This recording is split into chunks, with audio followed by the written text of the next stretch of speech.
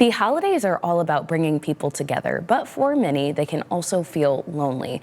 Now, this year, Neighborsgiving is taking center stage for a new way to connect with your community. And joining us now to share how simple acts like baking for a neighbor can spread holiday cheer are HGTV's hometown stars, Ben and Erin Napier. Thank you both for joining us. Hey, thanks for having us. Yes, good morning. All right, so how can sharing homemade food help people feel more connected this holiday season?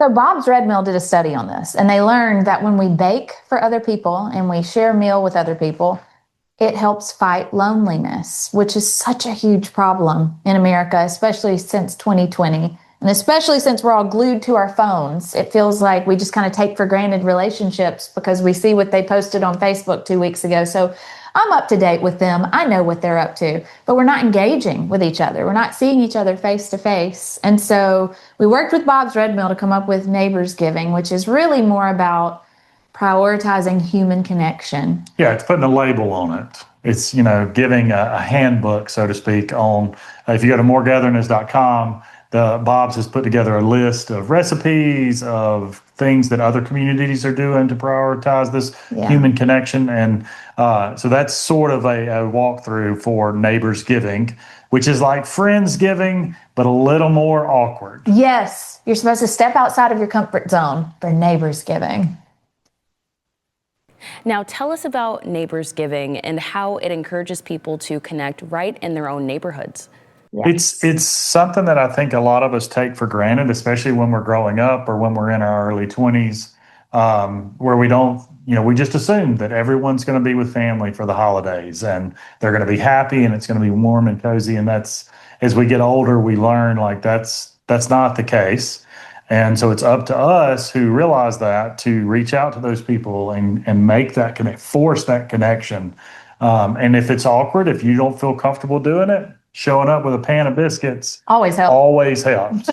Or sure. Cookies, or literally anything that says, hey, I made this earlier and I thought about you, because then that forces that connection and it makes it, it gives that person a little joy during the holiday season or any time of year, but then that joy comes back to you. And we also know our little girls really connect with the older people in our lives. And those older people are craving the energy and happiness that kids exude. Anytime we can bring them together, it's amazing. And so you could host a potluck dinner in the park in your neighborhood, invite everybody, make sure especially to invite those people who may have lost somebody this year, who may be doing Thanksgiving alone for the first time. You don't have to have Friendsgiving, Neighborsgiving, Thanksgiving all on the same day.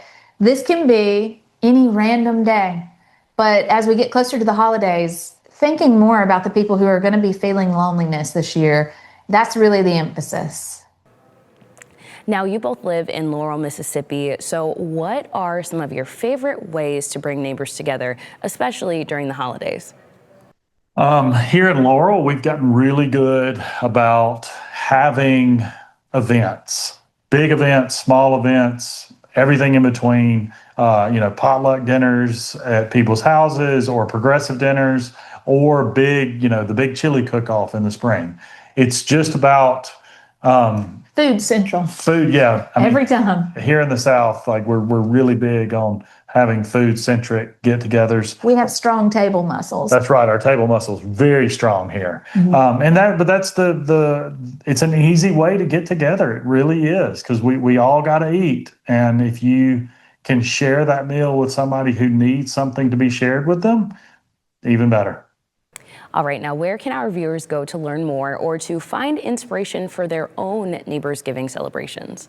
You can visit moregatherness.com, which is like the word togetherness, but more. And there's so much good inspiration there. All right, thanks, Ben and Erin. We appreciate it.